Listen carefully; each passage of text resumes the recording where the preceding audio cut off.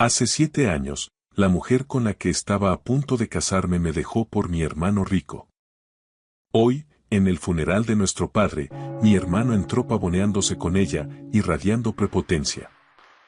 Ella se acercó lo suficiente como para que yo pudiera oler su perfume caro y susurró. Entonces, supongo que gané, ¿verdad? Sigues siendo pobre. La miré fijamente a los ojos y dije con calma. Sí, bueno, conoce a mi esposa.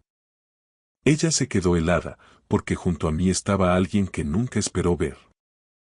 Alguien que destrozaría todo lo que ella creía saber sobre ganar y perder. Mi nombre es Mateo. Tengo 35 años y, durante los últimos 7 años, he estado reconstruyendo una vida que fue destrozada por las dos personas en las que más confiaba. Lo que voy a contarte no es solo una historia de traición. Se trata de descubrir que, a veces, lo peor que te pasa se convierte en lo mejor que te pudo haber pasado. Pero antes de entrar en cómo se desarrolló todo en aquel funeral, antes de hablarte de la mujer que estaba a mi lado y que hizo que mi ex prometida se pusiera pálida, necesito llevarte atrás. Tenía 28 años y trabajaba como profesor de historia en un instituto de Madrid. Ganaba unos 38.000 euros al año y pensaba que tenía toda mi vida resuelta. Ella se llamaba Lucía. Tenía 26 años cuando nos conocimos. Trabajaba como higienista dental en la clínica donde yo iba para mi revisión anual. Tenía un cabello castaño rojizo que brillaba con la luz, ojos verdes que parecían ver a través de ti y una sonrisa que te hacía olvidar cualquier preocupación. Empezamos a salir después de que reuní el valor para invitarla a salir tras mi tercera cita ese año. Nunca antes había necesitado tanto trabajo dental, pero seguía buscando excusas para volver. Nuestra relación era cómoda. Esa es la palabra que usaría. Cómoda. Cenábamos en cadenas de restaurantes tipo Vips, veíamos Netflix los viernes por la noche y hablábamos de comprar un piso algún día, cuando hubiéramos ahorrado lo suficiente para la entrada. A Lucía le gustaba la idea de la estabilidad. Había crecido en una familia con dificultades económicas y me confesó en nuestra cuarta cita que nunca quería volver a vivir así. Le pedí matrimonio después de 2 años, durante una acampada en los picos de Europa. Nada ostentoso. Solo nosotros dos, una fogata y un anillo para el que estuve ahorrando 6 meses. Me costó 2.500 euros, una fortuna con mi sueldo de profesor. Lloró cuando dijo que sí, y recuerdo haber pensado que era el hombre más afortunado del mundo. Mi hermano Alejandro tenía 32 años en ese momento, 4 años mayor que yo y tan diferente a mí como se puede imaginar. Mientras yo elegí la educación y el propósito sobre el beneficio, Alejandro eligió el dinero por encima de todo. Había fundado una consultoría tecnológica nada más terminar la carrera y, para cuando cumplió los 30, ya facturaba cifras de 7 dígitos anuales. Alejandro vivía en un ático en el centro de Madrid, cerca de la calle Serrano, con ventanales del suelo al techo y vistas a la ciudad. Conducía un Mercedes clase S negro y vestía trajes que costaban más que mi alquiler mensual. Pero así era mi hermano. Nunca estaba satisfecho. Cada logro era solo un peldaño para el siguiente. Cada éxito se medía solo por cuanto más grande podría ser el próximo. Habíamos crecido en la misma casa, compartíamos los mismos padres, pero en algún momento Alejandro decidió que ganar era lo único que importaba. Y ganar, para él, significaba tener más que todos los demás, especialmente más que yo. Nuestro padre, Ricardo, siempre fue más duro conmigo que con Alejandro. Papá era un empresario hecho a sí mismo que había levantado una cadena de ferreterías desde la nada. Nunca entendió por qué elegí la enseñanza en lugar de los negocios. Estás desperdiciando tu potencial, me decía en las cenas de Navidad. Alejandro lo entiende. Entiende que el dinero es la forma de llevar la cuenta en la vida. Alejandro se sentaba allí con una sonrisa burlona, absorbiendo la aprobación de papá como una planta bajo la luz del sol. Y yo me sentaba allí bebiendo mi caña, recordándome que había elegido una vida con propósito, que estaba marcando una diferencia en la vida de los chavales, que el dinero no lo era todo. Pero a veces, tarde por la noche, me preguntaba si mi padre tenía razón, si me había equivocado de camino. La cena de compromiso fue donde todo empezó a desmoronarse, aunque no lo vi en ese momento. Lucía y llevábamos 3 meses comprometidos y planeamos una pequeña cena familiar en un restaurante italiano del barrio de las Letras. Alejandro llegó 20 minutos tarde, haciendo una entrada triunfal y adueñándose de la conversación de inmediato. Habló de su último acuerdo comercial, una fusión que le iba a reportar un pago sustancioso. Pidió el vino más caro de la carta sin preguntar a nadie más. Y mantuvo toda su atención en Lucía, haciéndole preguntas sobre su trabajo, su familia y sus sueños. En ese momento, pensé que solo estaba siendo amable con su futura cuñada. Lucía parecía encantada con la atención. Mi madre, Carmen, me apartó cuando fui al baño. Mateo, hijo, dijo con voz cautelosa, quizá deberías vigilar cuánto habla Alejandro con Lucía. Ya sabes cómo es tu hermano. Me reí. Mamá, solo estás siendo simpático. No pasa nada. Pero las madres saben cosas. Ven patrones que nosotros, por estar demasiado cerca, no notamos. Durante los meses siguientes, empecé a notar pequeños detalles. Lucía mencionaba a Alejandro en las conversaciones más de lo necesario. Alejandro me ha dicho que deberíamos probar este restaurante. Alejandro dice que el mercado inmobiliario va a colapsar pronto, quizá deberíamos esperar para comprar el piso. Alejandro cree que debería estudiar gestión de clínicas dentales, dice que soy demasiado lista para estar limpiando dientes toda la vida. Me convencí de que era algo inocente. Alejandro tenía éxito, mundo, era alguien cuya opinión pesaba. Por supuesto que Lucía valoraría sus consejos. Pero luego llegaron los mensajes de texto. Yo no era el tipo de hombre que revisaba el móvil de su prometida. Nunca lo fui. Nunca pensé que tendría que serlo. Pero una noche, ella se dejó el móvil en la mesa del salón mientras se duchaba y apareció una notificación. Un mensaje de Alejandro. No puedo esperar a verte otra vez. Lo de anoche fue increíble. Se me cayó el alma a los pies. Me dije a mí mismo que no podía significar lo que parecía. Tenía que haber una explicación. Tal vez se habían cruzado en algún sitio. Tal vez era sobre una sorpresa que estaban planeando para mí. Abrí el hilo de mensajes y mi mundo se acabó. Meses de mensajes, flirteos, planificación de encuentros secretos, contenido explícito que no voy a repetir aquí. Llevaban acostándose al menos 5 meses. Se veían en su ático mientras yo estaba en el instituto, corrigiendo exámenes y planificando lecciones, completamente ajeno a que mi prometida me traicionaba con mi propio hermano. Los mensajes no eran solo sobre sexo. Hablaban de un futuro juntos. Alejandro le decía a Lucía que se merecía algo mejor que un profesor pelado que nunca llegaría a nada. Lucía le decía a Alejandro que había cometido un error al decirme que sí. Que se había conformado con la seguridad en lugar de aspirar al éxito. Un mensaje de Alejandro se me quedó grabado. Mateo siempre ha sido la decepción de la familia. Papá lo sabe. Yo lo sé. Y en el fondo, tú también lo sabes. Te mereces a alguien que pueda darte la vida que quieres, no a alguien que te mantenga atrapada en la mediocridad para siempre. Cuando Lucía salió de la ducha, envuelta en mi toalla, sonriendo como si nada pasara, yo estaba sentado en el sofá con su móvil en la mano.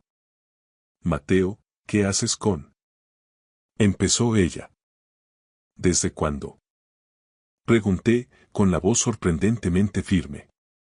No sé de qué. No me mientas. Ahora no. ¿Desde cuándo te acuestas con mi hermano? Se quedó allí parada un buen rato, con el agua goteando de su pelo sobre la alfombra. Entonces, algo en su cara cambió. La culpa desapareció, reemplazada por algo más duro. Desafío, tal vez, o el alivio de que el secreto finalmente hubiera salido a la luz. 5 meses, dijo. Desde la fiesta de cumpleaños de tu padre.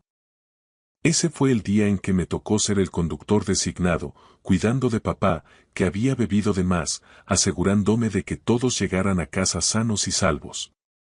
Mientras yo era el hijo responsable, Alejandro había dado su paso. ¿Por qué?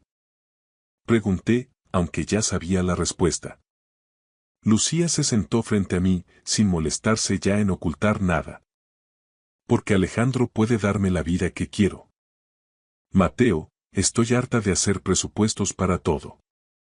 Harta de elegir entre comprar ropa nueva o ahorrar para el piso. Harta de planear una boda que no podemos pagar. Alejandro me lleva a restaurantes donde la cuenta es más que tu sueldo semanal. Me compró una pulsera el mes pasado que costó más que tu coche. Pensé que me querías. Te quería, en cierto modo, dijo ella, y por un momento vi algo parecido a la tristeza en sus ojos. Eres bueno. Eres estable. Eres seguro. Pero lo seguro ya no es suficiente, Mateo. Quiero más. Y Alejandro puede dármelo. Es mi hermano, y es mejor hombre de lo que tú serás nunca. Las palabras salieron frías, objetivas. Siento si eso duele, pero es la verdad. Tú elegiste ser un profesor que no gana nada mientras Alejandro construía un imperio. Elegiste la mediocridad mientras él elegía el éxito, y yo le elijo a él. Entró en mi habitación, se vistió y recogió las pocas cosas que tenía en mi piso. El anillo de compromiso por el que ahorré 6 meses se quedó en la mesa del salón, donde ella lo puso. Ni siquiera miró atrás cuando salió por la puerta. Me quedé allí sentado, mirando ese anillo, y me di cuenta de que lo había perdido todo. Mi prometida, mi hermano, mi fe en la familia, todo en 20 minutos. Al día siguiente llamé a Alejandro. Respondió al tercer tono, con esa voz de satisfacción engreída que me perseguiría durante años. Me imaginaba que llamarías, dijo. ¿Cómo has podido hacer esto? ¿Cómo no iba a hacerlo? Respondió. Lucía es una mujer increíble, Mateo. Inteligente, guapa, ambiciosa. Se merece a alguien que esté a su altura.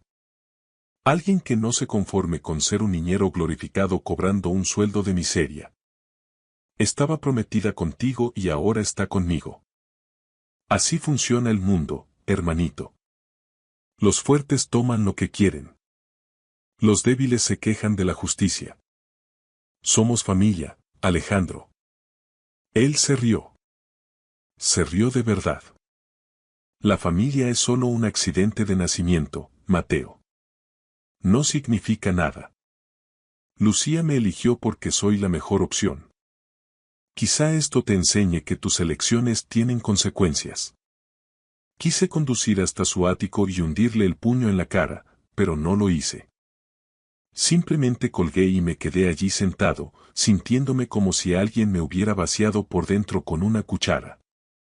Lo peor llegó 2 semanas después, cuando Alejandro y Lucía lo hicieron oficial en redes sociales. Subieron fotos en restaurantes de lujo, en galas benéficas y en un viaje a los viñedos de La Rioja. Lucía lucía ropa de marca y joyas que yo nunca habría podido pagar. Cada publicación era como una puñalada en el pecho. Mi madre me llamó llorando. Mateo, lo siento mucho. Debí decirte algo antes. Vi cómo Alejandro la miraba, pero esperaba que él no fuera capaz de llegar tan lejos. Mi padre también llamó, pero su mensaje fue distinto. Tienes que pasar página, hijo. Lucía tomó su decisión. Alejandro tomó la suya. Pelearte por esto no cambiará nada, acéptalo y céntrate en tu propia vida. Ni una disculpa, ni un reconocimiento de que lo que hizo Alejandro estaba mal, solo decepción porque yo no sabía gestionarlo mejor. Fue entonces cuando me di cuenta de que estaba verdaderamente solo. Los siguientes 6 meses fueron los más oscuros de mi vida.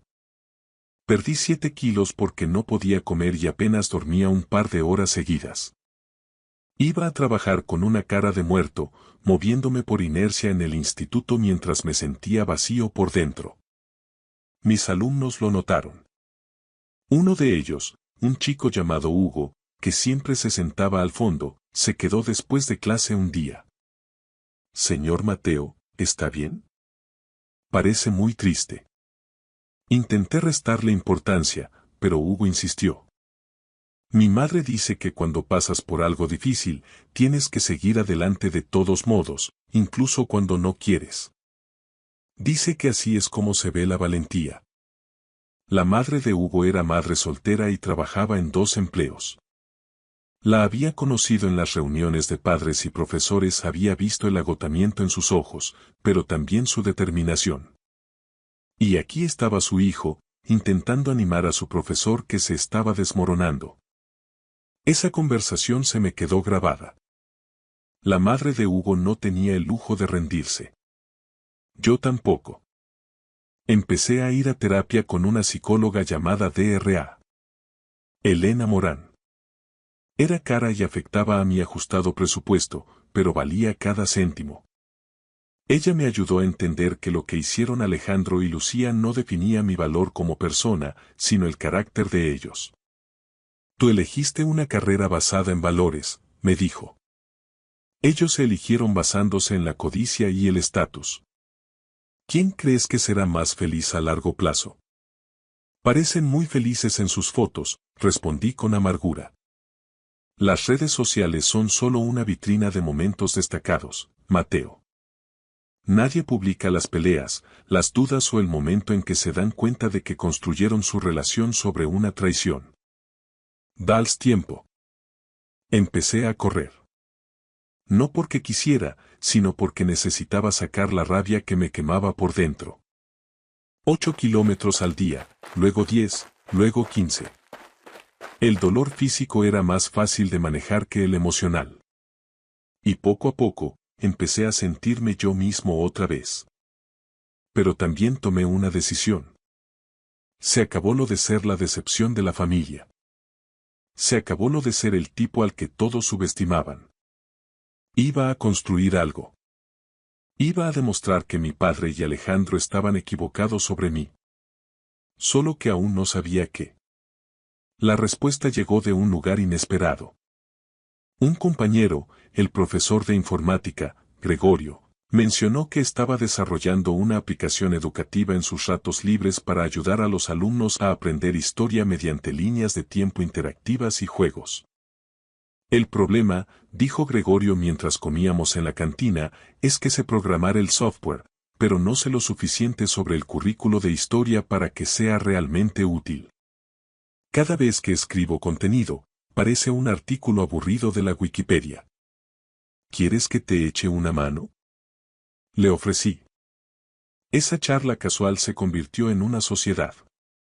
Gregorio y yo pasamos nuestras tardes y fines de semana creando Ruta Histórica, una app que hacía que aprender fuera adictivo para chavales criados con móviles. Invertimos todo lo que teníamos. Dinero, tiempo y esfuerzo. 6 meses después del lanzamiento, teníamos 10.000 descargas. Un año después, 100.000. Los distritos escolares empezaron a contactarnos para comprar licencias para todo el sistema educativo. 2 años después de aquella comida, vendimos Ruta Histórica a una de las mayores editoriales educativas de Europa por 8 millones de euros. Tras impuestos, gastos legales y repartir con Gregorio, me quedé con 3,2 millones de euros netos. Tenía 31 años y, de repente, era rico más allá de lo que jamás imaginé. Pero esto es lo que Alejandro y Lucía nunca entenderían. El dinero no cambió quién era yo. Seguí dando clases un año más porque me encantaba. Me compré una casa modesta, no un ático. Conducía un coche fiable, no un símbolo de estatus, y usé una gran parte de ese dinero para crear un fondo de becas para alumnos de familias con pocos recursos que quisieran ser profesores. No hice alarde de mi riqueza, no publiqué nada en redes y no le envié a Alejandro ningún mensaje para restregárselo. Simplemente viví mi vida con discreción y propósito, intentando superar la traición que casi me destruye. Superar aquello también significaba volver a tener citas, aunque yo era cauteloso hasta el punto de la paranoia. Con cada mujer que conocía, me preguntaba si le interesaba yo o lo que podía ofrecerle. Eso dificultaba las relaciones, siempre buscando segundas intenciones, siempre esperando otra traición. Entonces conocí a Sara Chen en un congreso de profesores en Barcelona. Era una profesora de educación especial de Valencia, apasionada por la educación inclusiva y con un sentido del humor seco que me pilló por sorpresa. Hablamos durante 3 horas con café de máquina del centro de convenciones y no mencioné mi situación financiera ni una sola vez. Sara era diferente a Lucía en todo lo que importaba. Mientras Lucía se centraba en las apariencias y el estatus, Sara se preocupaba por la esencia y el impacto. Conducía un Honda Civic de 10 años y no se disculpaba por ello. Vestía vaqueros y calzado cómodo en lugar de marcas de diseñador. Y cuando hablaba de sus alumnos, su rostro se iluminaba con amor genuino. Salimos a distancia durante 8 meses antes de que le pidiera que se mudara a Madrid. Antes de hacerlo, le conté todo sobre mi pasado. Sobre Lucía y Alejandro, y sobre el dinero de la venta de ruta histórica. Necesitaba saber si el dinero cambiaría las cosas. Sara escuchó todo, me miró y dijo: Mateo, no me importa tu dinero. Me importa que lo hayas usado para ayudar a estudiantes a ser profesores. Eso me dice quién eres. El resto son solo números en una cuenta bancaria. Nos casamos un año después. Fue una ceremonia pequeña, solo con amigos cercanos y mi madre. No invité ni a mi padre ni a Alejandro, ya no formaban parte de mi vida y yo estaba bien con eso. Durante los siguientes 3 años, Sara y yo construimos una vida juntos. Viajamos en vacaciones de verano, organizábamos noches de juegos con otros profesores y hablábamos de formar una familia. Yo era feliz, genuinamente feliz, de una forma que nunca lo fui con Lucía. Entonces murió mi padre. La llamada de mi madre llegó un martes por la mañana. Mateo, es tu padre. Ha tenido un infarto masivo. Se ha ido. Sentí algo, pero no fue pena. Fue más como cerrar un libro que nunca disfruté leyendo. Mi padre y yo no habíamos hablado en 6 años, desde que le dije que no iría a la boda de Alejandro y Lucía. Él me llamó desagradecido y dijo que guardaba rencor por algo que había salido bien para todos.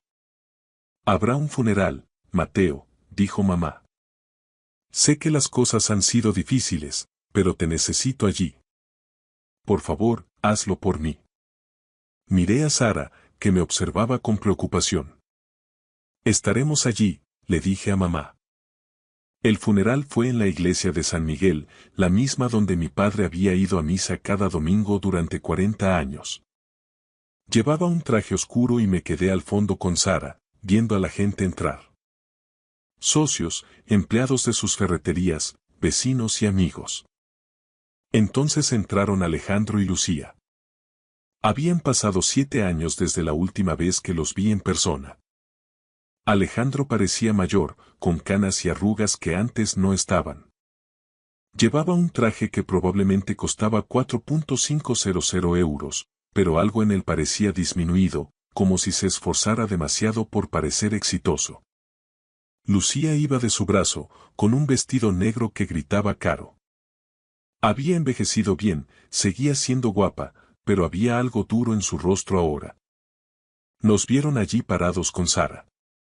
La cara de Alejandro se volvió neutral, los ojos de Lucía se abrieron un poco y luego se entrecerraron mientras analizaba a Sara, procesando lo que significaba su presencia.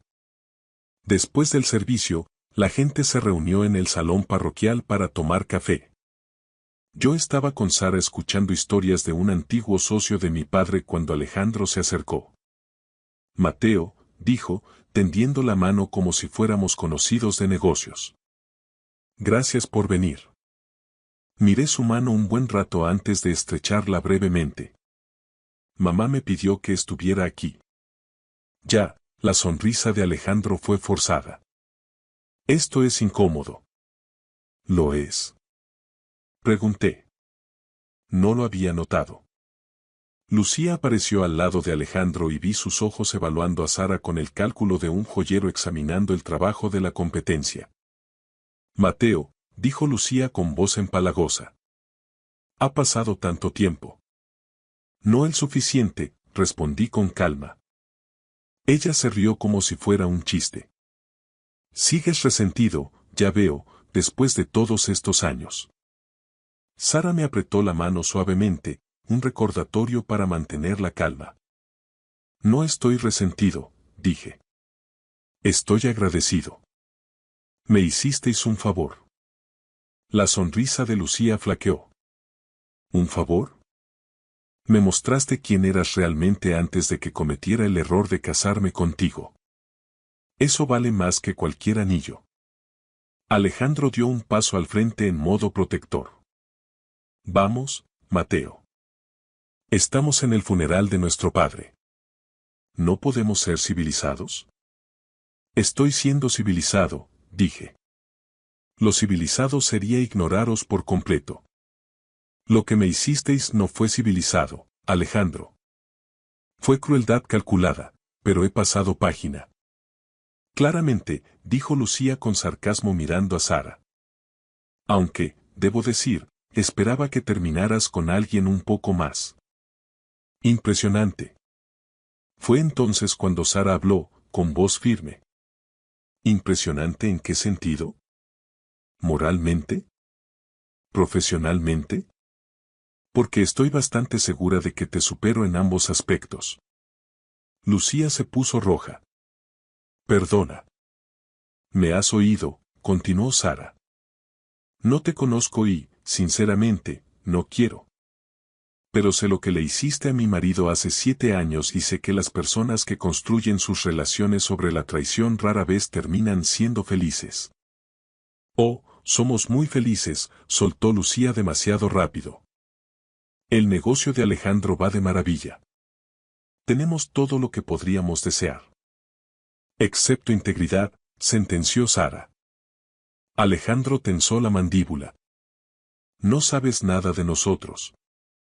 Sé lo suficiente, replicó Sara. Sé que eres el tipo de hombre que roba a su propio hermano. Eso me dice todo lo que necesito saber sobre tu carácter. Fue entonces cuando Lucía se inclinó lo suficiente como para que yo pudiera oler su perfume caro y susurró. Entonces, supongo que gané, ¿verdad? Sigues siendo solo un profesor y nosotros vivimos la vida que tú nunca podrías darle. La miré y vi algo que se me había escapado hace 7 años. Desesperación. Necesitaba que yo creyera que ella había ganado porque, en el fondo, no estaba segura de haberlo hecho. Sí, dije con calma. Bueno, conoce a mi esposa. Lucía se quedó helada, sus ojos iban de Sara a mí, la confusión reemplazando su arrogancia. Mi esposa Sara, continué, que me quiere por quien soy, no por lo que puedo comprarle. Mi esposa, que me eligió cuando pensaba que solo era un profesor con sueldo de profesor. Mi esposa, a la que no le importó cuando le hablé del dinero, porque el dinero nunca fue lo que le importaba. La cara de Alejandro se quedó en blanco. ¿Qué dinero? El dinero de la venta de mi empresa de software educativo hace 3 años, dije. Ya sabes, la que construí desde la nada mientras tú estabas ocupado robándome a mi prometida. La que se vendió por 8 millones. Lucía palideció por completo. Mientes. Ah, sí. Pregúntale a Gregorio o mira las noticias de negocios de hace 3 años. Ruta histórica vendida a una gran editorial. Fue noticia en el sector. Alejandro me miraba como si no me hubiera visto nunca. Vendiste una empresa por 8 millones y no se lo dijiste a nadie. Se lo dije a la gente que importaba, dije apretando la mano de Sara. A la gente de mi vida real.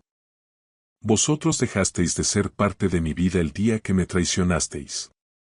Lucía parecía haber recibido una bofetada. Pero sigues dando clases. Conduces un Honda. Porque son mis decisiones, dije. Enseño porque me encanta. Conduzco un coche fiable porque no necesito demostrar nada a nadie. Y soy más feliz de lo que jamás he sido. Mientes, repitió Lucía, pero su voz temblaba. Esto es solo un intento patético de sentirte mejor. Sara sacó su móvil, hizo una búsqueda rápida y le mostró el artículo. Mateo y Gregorio, los profesores que crearon Ruta Histórica, venden la app por una suma millonaria. El artículo estimaba el precio entre 8 y 10 millones. La mano de Lucía temblaba al devolver el teléfono. Miró a Alejandro y vi cómo años de dudas cristalizaban en una terrible certeza. ¿Cuánto ganas tú ahora? Le pregunté a Alejandro con tono conversacional. ¿Sigues facturando 7 cifras o el mercado se ha vuelto más difícil? El silencio de Alejandro fue respuesta suficiente. Eso pensaba, dije. Verás, lo malo de montar un negocio de consultoría es que solo vales lo que vale tu último contrato. El sector tecnológico ha sido brutal estos últimos años, ¿verdad? Nos va bien, dijo Alejandro, pero su voz carecía de convicción. Ah, sí. Pregunté. Porque desde donde yo estoy, parece que has estado trabajando mucho más duro por mucho menos dinero. Qué curioso cómo funciona la vida. Lucía miraba ahora a Alejandro con una expresión que yo recordaba bien. Cálculo, reevaluación, la duda de si había elegido bien. La diferencia entre tú y yo, Alejandro, continué, es que yo construí algo que importaba, algo que ayuda a los niños a aprender, algo que nos sobrevivirá a ambos. ¿Tú qué has construido aparte de una reputación por traicionar a tu familia? Esto es ridículo, dijo Alejandro, pero ya se estaba dando la vuelta. Lucía, vámonos. Pero Lucía no se movía. Miraba a Sara, observando su vestido sencillo, su falta de joyas ostentosas y su evidente serenidad. ¿De verdad no te importa el dinero? Le preguntó Lucía a Sara. Ni lo más mínimo, respondió Sara. Me importa que Mateo creara un fondo de becas con una gran parte de ese dinero. Me importa que siga yendo a trabajar cada día porque ama la enseñanza. Me importa que sea amable y honesto y que no mida su valor por su cuenta bancaria. El dinero es solo un extra. Lucía me miró por última vez y vi cómo algo se rompía tras sus ojos. 7 años diciéndose a sí misma que había elegido bien, que había ganado, que dejarme por Alejandro fue la jugada inteligente. Y en una conversación, todo eso se derrumbó. Espero que seas feliz, dijo en voz baja. Y por primera vez, no sonó como un insulto, sonó como una súplica. Lo soy, dije con honestidad. De verdad lo soy. Alejandro agarró del brazo a Lucía y prácticamente la arrastró hacia la salida. Mientras se iban, la oí decirle algo con voz afilada y llena de reproche. Él respondió con enfado y a la defensiva. La fachada de la pareja perfecta se estaba agrietando, y ni siquiera me alegré de verlo.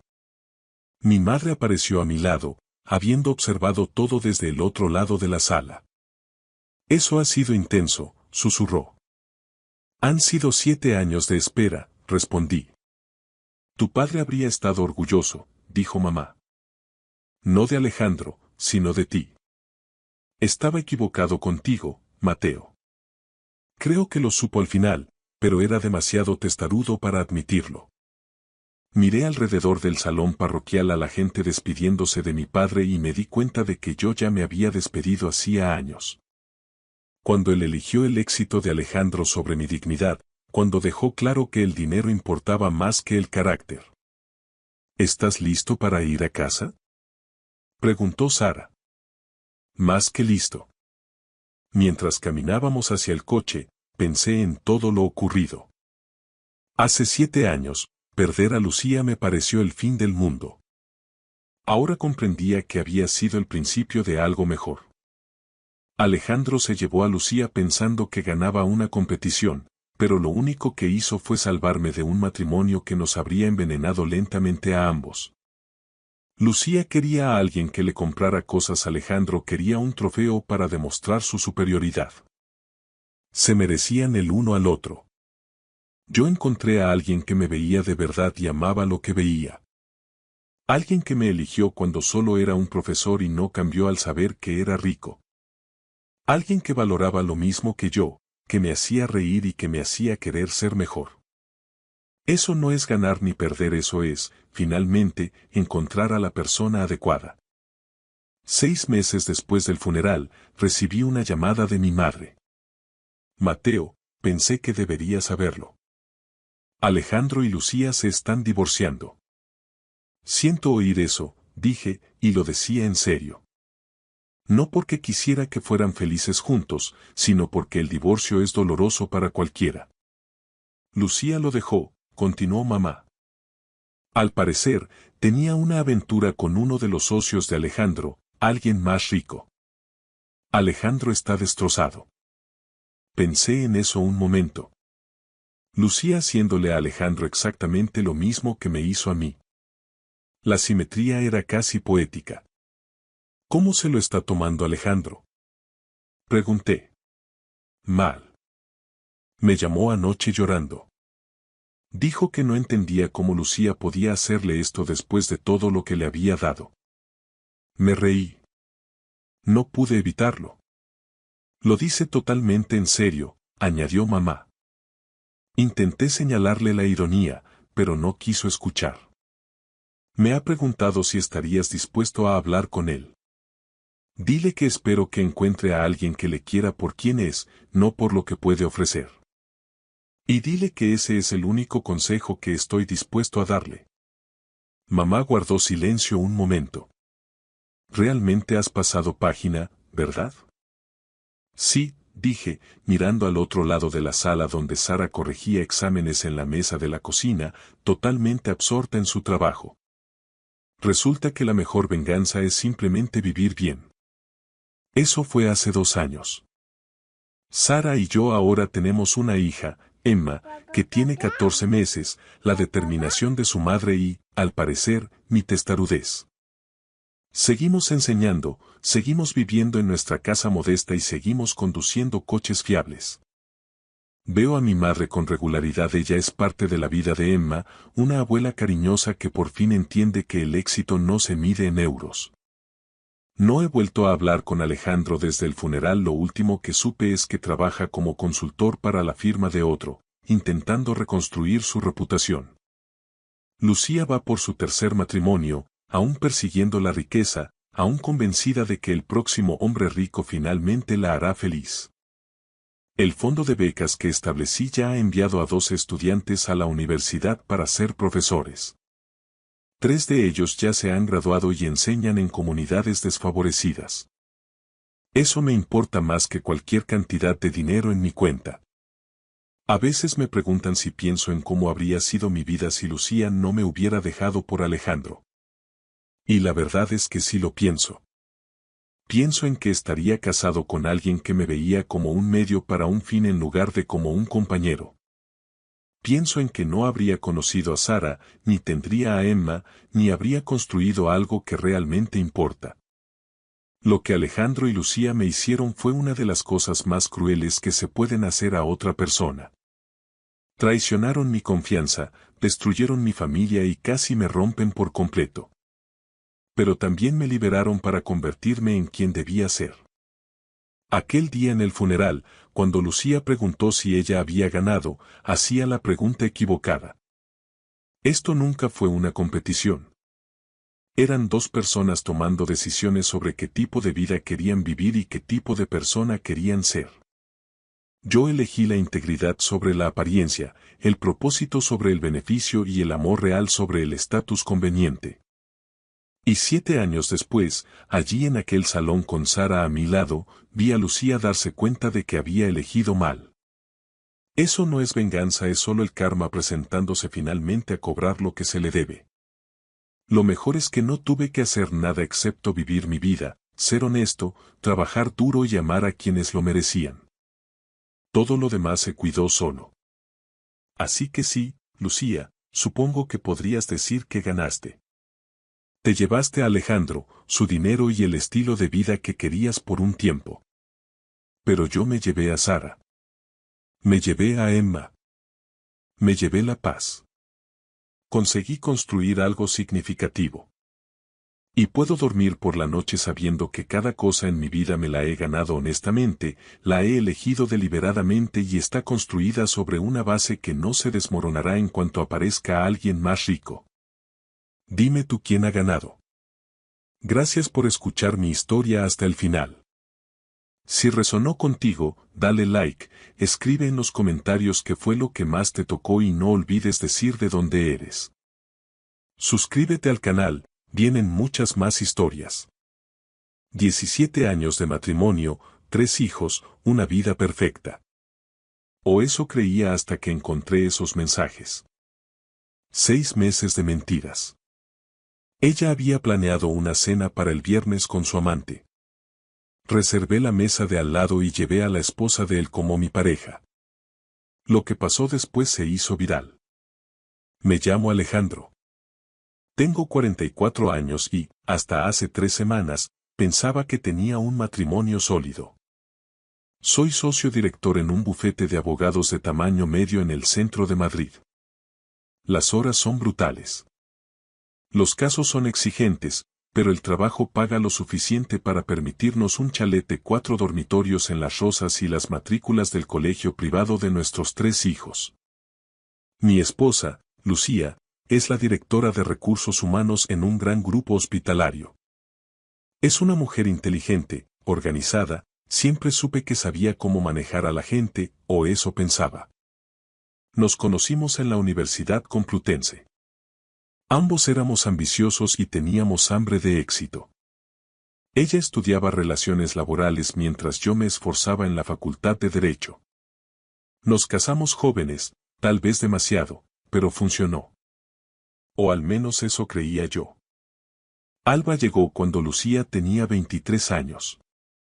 Luego vino Diego 3 años después, y finalmente la pequeña Sofía.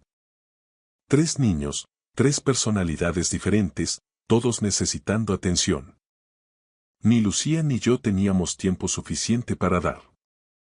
Ahí es donde empezaron a formarse las grietas, supongo. No es que las viera. Estaba demasiado ocupado revisando contratos y declaraciones, forjando mi reputación como el tipo que nunca perdía un caso de litigio corporativo. Lucía también se volcó en su carrera. Pasó de coordinadora de RRHH a directora en menos de una década.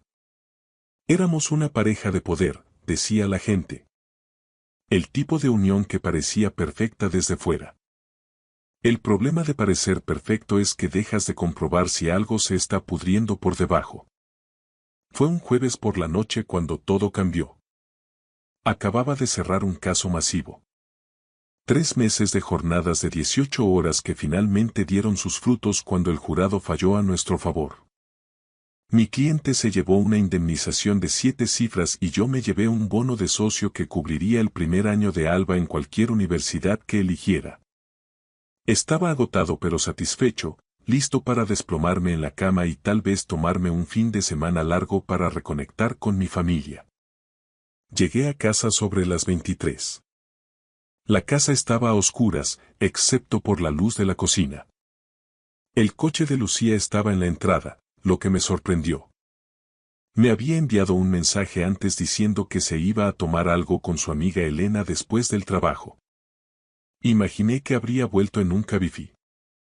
Dentro, encontré un plato de pasta tapado en el mostrador con una nota adhesiva. Te guardé la cena. Día largo, me voy a la cama. L. Calenté la comida y me senté en la encimera, revisando correos en mi móvil mientras comía. Fue entonces cuando noté el iPad de Lucía sobre la mesa de la cocina, con la pantalla aún encendida. Debió de estar mirando algo antes de subir. El protector de pantalla aún no se había activado. Normalmente no miraría. No soy del tipo celoso. Nunca lo he sido. La confianza era algo sobre lo que Lucía y yo construimos nuestro matrimonio. O eso me decía a mí mismo, pero algo me hizo echar un vistazo. Tal vez fue el instinto. Tal vez fue el universo obligándome finalmente a prestar atención. La aplicación de mensajería estaba abierta, pero no eran mensajes normales, sino uno de esos programas de chat cifrados que la gente usa cuando no quiere que se rastreen las cosas. El nombre en la parte superior decía C. Solo una letra. Nada sospechoso, ¿verdad? Excepto que el último mensaje me heló la sangre. No puedo esperar al viernes. En el mismo sitio. 20. He estado pensando en ti todo el día. Debajo, la respuesta de Lucía, enviada hacía solo 20 minutos. Yo también. Le diré a Alejandro que tengo una reunión de RRHH. Tarde. Ya nunca hace preguntas sobre eso. Me quedé mirando la pantalla del iPad durante lo que pareció una hora, aunque probablemente fueron solo 2 minutos. Mi pasta se quedó olvidada, enfriándose en el plato. Los mensajes seguían subiendo. Semanas de conversaciones, tal vez meses. No los leí todos, no hacía falta, el patrón estaba claro. La C era de Carlos. Tenía que ser él. Lucía había empezado a ir a un gimnasio de lujo hacía 6 meses y siempre volvía hablando de su nuevo entrenador personal y de cómo la ayudaba a sentirse fuerte de nuevo.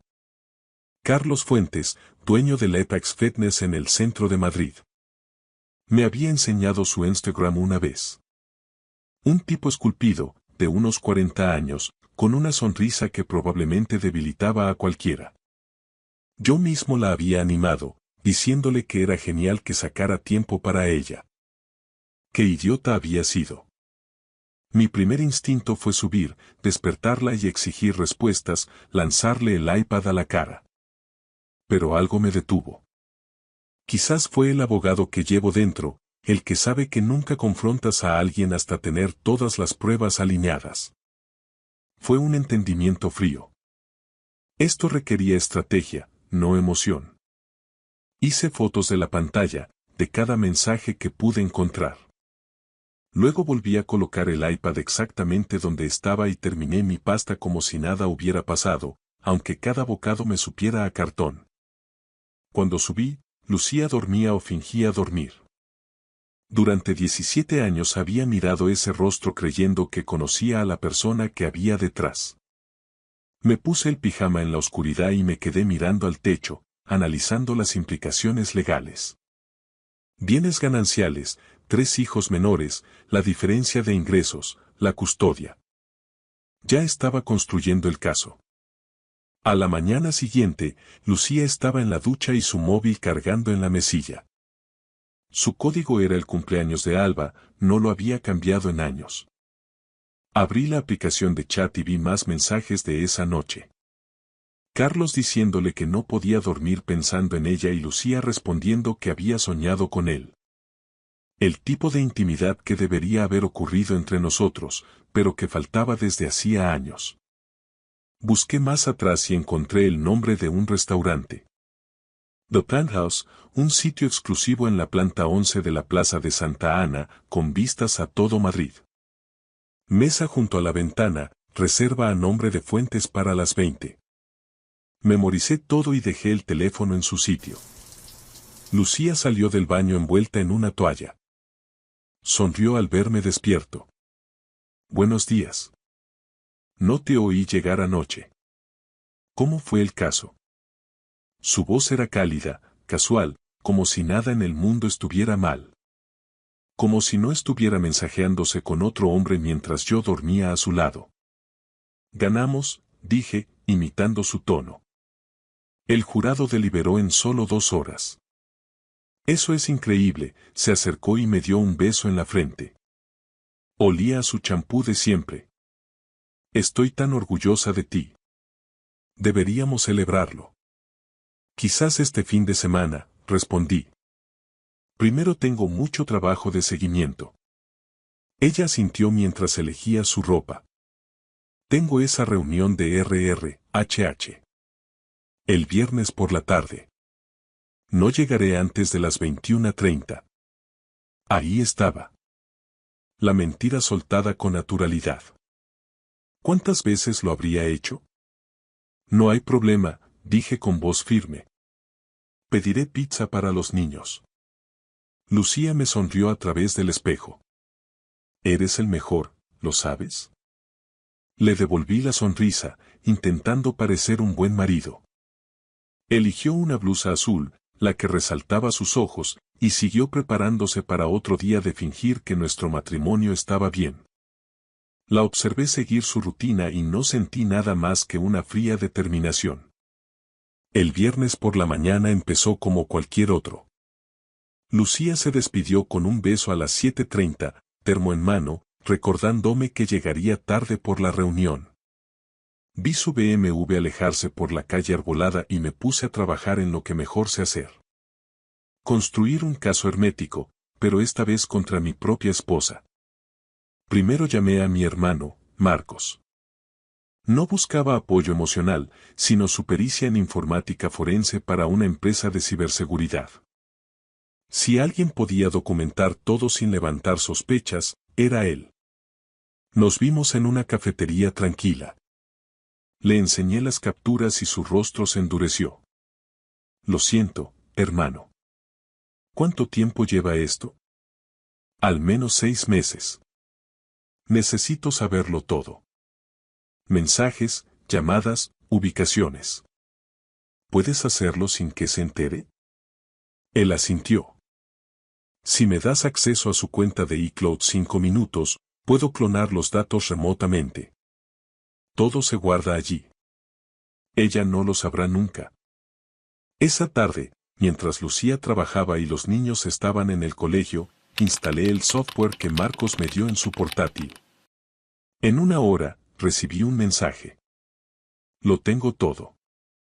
Es peor de lo que pensabas. Llámame esta noche. Pero aún no podía centrarme en eso. Tenía otra pieza que colocar.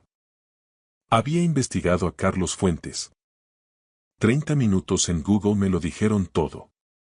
Dueño del gimnasio y casado desde hace 12 años con una tal Marta Fuentes. Ella dirigía una galería de arte contemporáneo en el barrio de las Letras que promocionaba a artistas emergentes. En la web de la galería aparecía su correo. Redacté un mensaje, lo borré, redacté otro. ¿Cómo le dices a una desconocida que su marido se acuesta con tu mujer? Al final, fui directo. Señora Fuentes, mi nombre es Alejandro Bratzau. Soy abogado y necesito discutir un asunto delicado que involucra a su marido y a mi esposa. Creo que tenemos intereses mutuos. ¿Podría recibirme mañana por la tarde en su galería? Su respuesta llegó en 1 hora. Señor Alejandro, estaré en la galería hasta las 17 mañana. Venga a las 16. Tengo el presentimiento de saber de qué se trata. Esa última línea me lo dijo todo.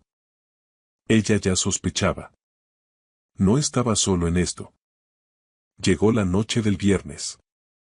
Preparé espaguetis para los niños. Alba me ayudaba mientras Diego ponía la mesa y Sofía coloreaba en la encimera. Era una cena familiar normal, excepto porque faltaba uno de los padres. ¿Dónde está mamá otra vez?, preguntó Alba mientras escurría la pasta. Reunión de RRHH. Estará en casa sobre las 10, respondí. Alba me lanzó una mirada difícil de leer a sus 17 años, notaba más de lo que yo creía. Últimamente tiene muchas reuniones tarde, comentó. Nuestras miradas se cruzaron. Hubo un momento de entendimiento o sospecha, pero no insistió. A las 19:45 revisé la aplicación de rastreo. Lucía estaba en el edificio de The Penthouse, no en ninguna oficina. Sonreí. No tenía idea de lo que venía. El sábado a las 15:55 estaba frente a la galería de Marta Fuentes. Ella estaba tras un escritorio minimalista.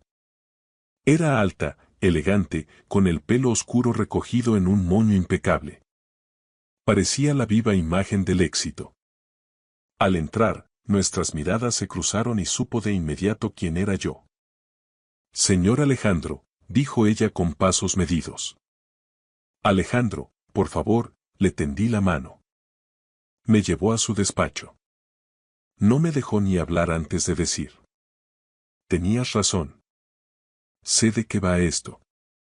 Lucía, directora de RRHH. Tu mujer. Me sorprendió que ya lo supiera.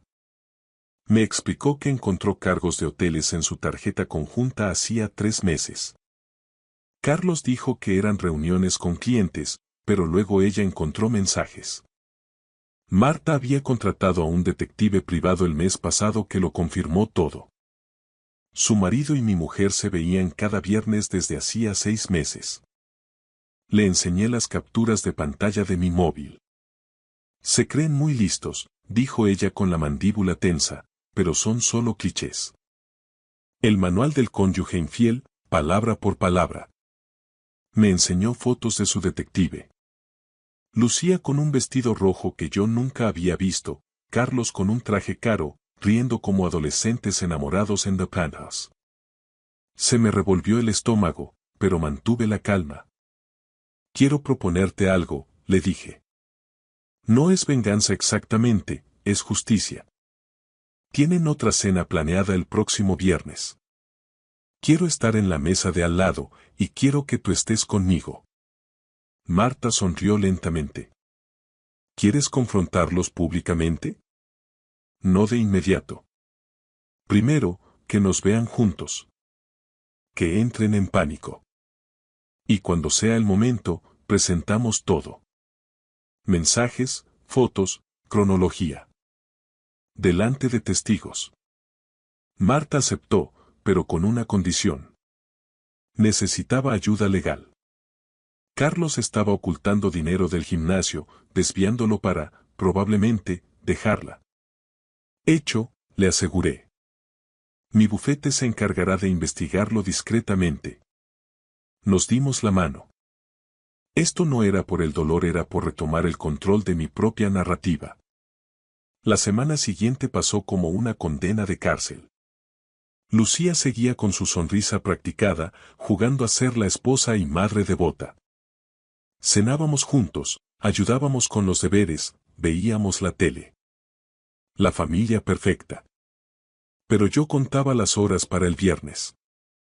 El miércoles me reuní con Marcos. Me entregó un registro digital de la traición. 247 intercambios con Carlos, reservas de hotel en hoteles de lujo de Madrid y hasta un viaje de fin de semana a una casa rural que ella me vendió como una conferencia de trabajo. Recordé que aquel fin de semana me quedé solo con los niños y Alba preguntó por qué mamá no hacía videollamadas. Yo puse excusas por ella. No hubo conferencia, Carlos se registró en el mismo sitio. Esto es suficiente para que un abogado de divorcio se dé un festín, dijo Marcos. Para 10 abogados, respondí. Le conté mi plan para el viernes en The Penthouse. Marcos se sorprendió, pero yo estaba decidido. Lo que más me dolía eran los niños, especialmente Alba, que ya sospechaba algo. El jueves llamé al restaurante. Necesito una mesa para 2 el viernes a las 8, justo al lado de la reserva de Fuentes, le dije a la recepcionista. Tras dudar y consultar con su gerente, aceptaron con un cargo adicional de 200 euros por la gestión especial de la mesa. Confirmé la reserva. Mesa 17, adyacente a la de Fuentes en la 16. Le escribí a Marta. Todo listo. Te recojo a las 19:45. Ella respondió. Estaré lista. Con mi mejor armadura. El viernes amaneció con un sol inusual para Madrid. Lucía estaba radiante en el desayuno, tarareando mientras preparaba el café. Ya había dejado listo su vestido rojo, el mismo de las fotos del detective. ¿Día especial? Pregunté casualmente mientras servía cereales a Sofía. Solo me siento bien. Con ganas de que llegue el fin de semana, respondió ella con una sonrisa. Yo también. Creo que este fin de semana lo va a cambiar todo, repliqué, sosteniéndole la mirada. Ella no captó el doble sentido. Besó a Sofía, cogió su bolso y se fue. Nos vemos tarde, no me esperes despierto. Oh, te esperaré, pensé. Poco después, Alba bajó para ir al instituto y me miró con sus ojos perspicaces de 17 años. Papá, ¿está todo bien? Podría haber mentido, pero estaba cansado de mentiras. Todavía no, cielo. Pero lo estará. A las 19:30 me puse un traje marengo y camisa blanca sin corbata, un aspecto profesional que transmitía control. Diego llamó a la puerta. Papá, ¿a dónde vas? Una cena de negocios, respondí. El negocio de terminar mi matrimonio con dignidad. Recogí a Marta a las 19:45. Estaba impresionante con un vestido negro y unos tacones que la hacían casi tan alta como yo. Llegamos a The Penthouse a las 25, deliberadamente tarde para que se sintieran cómodos. Al entrar, los vimos en la mesa 16, riendo, con las cabezas juntas. La mano de Lucía descansaba en el brazo de Carlos, íntima. La maître nos guió a la mesa 17, a 1 metro de ellos. Lucía me vio primero.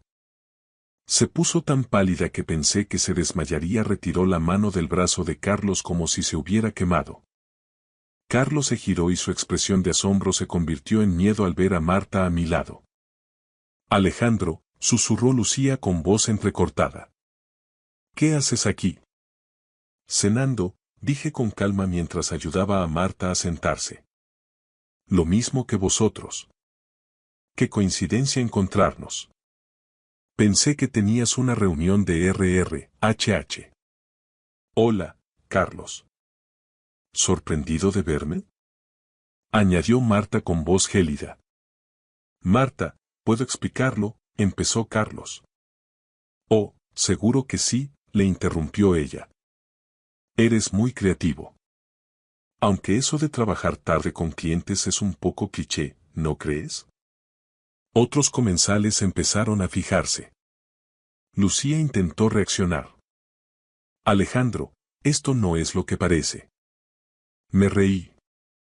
Ah, ¿no? Porque parece que estás en una cena romántica con Carlos Fuentes, que resulta estar casado con Marta. Saqué mi teléfono y lo puse sobre la mesa. Sé cómo sé esto porque te dejaste el iPad desbloqueado. He rastreado cada mensaje, cada mentira y cada hotel durante 10 días. Carlos estalló. No teníais derecho. Tengo todo el derecho del mundo a saber la verdad cuando te acuestas con mi mujer, le corté con dureza. Lucía empezó a llorar, con el rímel corriéndose por sus mejillas. Alejandro, por favor, hablemos en privado como adultos. ¿Como adultos? Repetí. Los adultos no mienten a sus parejas durante 6 meses. ¿Quieres hablar como adultos? Hablemos de la verdad. Saqué una carpeta de mi chaqueta y deslicé el primer recibo sobre el mantel blanco. 14 de febrero. Me dijiste que trabajabas en una auditoría. En lugar de eso, fuiste al Hotel Palace con Carlos. Habitación 847. Cena y champán pagados con tu tarjeta personal. Luego deslicé más papeles. Y vuestro viaje a la casa rural. No hubo conferencia. Estuvisteis 3 días juntos mientras yo cuidaba solo de los 3 niños. Marta se inclinó hacia adelante con su propia documentación. Y hablemos del dinero, Carlos. 47.000 euros transferidos de la cuenta del gimnasio a una cuenta personal en las Islas Caimán. ¿Planeabais huir o solo robabas a tu propia empresa? Carlos se desmoronó. Lucía le miró horrorizada. Me dijiste que era para maquinaria nueva. Vaya, Lucía, observé. Te ha mentido a ti también. ¿Qué se siente al estar en el lado del engaño? Un hombre en la mesa de al lado llegó a aplaudir. Carlos intentó levantarse, pero Marta le ordenó sentarse o llamaría a seguridad. Me volví hacia Lucía y leí su último mensaje en voz alta. Alejandro está tan centrado en el trabajo que apenas nota que existo. Es como un robot. Predecible, aburrido, necesito a alguien que me haga sentir viva. Lucía estaba roja de vergüenza. Eso era privado. Nada es privado cuando engañas a tu familia, respondí. Mientras me llamabas aburrido, yo trabajaba 80 horas a la semana para pagar esta casa, el colegio de los niños y tu coche. Disfrutabas gastando el dinero que yo ganaba. Me recosté, sintiendo una claridad gélida. El lunes mi abogado presenta la demanda de divorcio. Tienes 30 días para dejar la casa. Me quedo con la custodia principal. Tú renunciaste a tus hijos cuando elegiste destruir nuestra familia. Cualquier juez entenderá que necesitan estabilidad, no a una madre que les ha mentido durante meses. Marta se levantó. Hemos terminado. Alejandro, gracias por esta noche. Dejé un billete de 100 euros en la mesa para cubrir las bebidas y me levanté. Lucía, nos vemos en casa o cuando decidas aparecer. Mientras nos alejábamos, oí el sollozo roto de Lucía a mis espaldas. En el ascensor, Marta me preguntó cómo me sentía. Como si acabara de operar sin anestesia. Brutal, pero necesario. Salí del restaurante sintiendo que el aire de la noche madrileña era más puro que nunca. Dejé a Marta en su casa, nos despedimos con un sentimiento de respeto mutuo, dos aliados que habían cumplido su misión. Cuando llegué a Las Rosas, las luces del chalet estaban encendidas. Entré y encontré a Alba sentada en el sofá del salón. Me miró fijamente. ¿Ha pasado algo, papá?, preguntó. Su voz no temblaba, era la voz de alguien que ya sabía la respuesta. Me senté a su lado. No le conté los detalles sórdidos, pero le dije la verdad. Mamá y yo nos vamos a separar. Ella ha tomado decisiones que rompen nuestra familia. Alba no lloró. Solo asintió. Lo sabía. La vi con ese tipo en el centro comercial hace un mes. No quería decírtelo porque esperaba que se detuviera. Esa noche fue la más larga de mi vida. Lucía llegó 2 horas después, con los ojos hinchados y el vestido rojo arrugado. Intentó hablar, suplicar, pero levanté la mano. No en esta casa. No delante de los niños. Mañana recogerás una maleta y te irás a casa de tu madre. Mis abogados te enviarán los papeles el lunes. Los meses siguientes fueron un torbellino de procesos judiciales. En España, el proceso de divorcio puede ser complejo, pero las pruebas de Marcos y los informes financieros de Marta fueron demoledores. Lucía intentó luchar por la custodia compartida para no perder la pensión compensatoria, pero el juez valoró la estabilidad de los niños y mi papel como cuidador principal durante su abandono emocional. Carlos Fuentes perdió su gimnasio. Marta, con la información que recolectamos, demostró el desvío de fondos y se quedó con la propiedad del negocio como parte de su liquidación de bienes. Él acabó trabajando como monitor en una cadena de gimnasios low cost en las afueras, lejos del lujo que tanto le gustaba. Lucía se mudó a un pequeño piso de alquiler en el barrio de Tetuán. Su carrera también sufrió los rumores en el sector de RRHH. Corren rápido, y su falta de ética personal empezó a cuestionar su juicio profesional. Ahora ve a los niños los fines de semana alternos, pero la relación con Alba está rota. Alba no puede perdonar la mentira. Hoy, 6 meses después, estoy en el jardín de nuestra casa. Diego corre con el perro y Sofía intenta saltar en la cama elástica. Alba está sentada conmigo, leyendo un libro para sus exámenes de selectividad. Me ha apoyado la cabeza en el hombro. Estoy orgullosa de ti, papá. Por no haberte rendido, me dice. Yo también de ti, cariño. Mi móvil vibra. Es un mensaje de mi hermano Marcos. ¿Cervezas esta noche? Trae a la tropa. Miro a mis 3 hijos, los cimientos de mi nueva vida construida sobre las ruinas de una traición. Hemos sobrevivido. Más que eso, estamos prosperando. ¿Quién quiere ir a ver al tío Marcos? Exclamo. 3 respuestas entusiastas llenan el aire. Mientras entramos en la casa para prepararnos, siento algo que no sentía en años. No es una felicidad eufórica, es paz. El futuro es incierto, pero está lleno de posibilidades. Tengo a mis hijos, mi carrera y mi integridad intacta. Lucía tomó sus decisiones. Yo tomé las mías. Y elegí ser el hombre que mis hijos pudieran respetar. Gracias por escuchar mi historia hasta el final. Si resonó contigo, dale like, escribe en los comentarios qué fue lo que más te tocó y no olvides decir de dónde eres.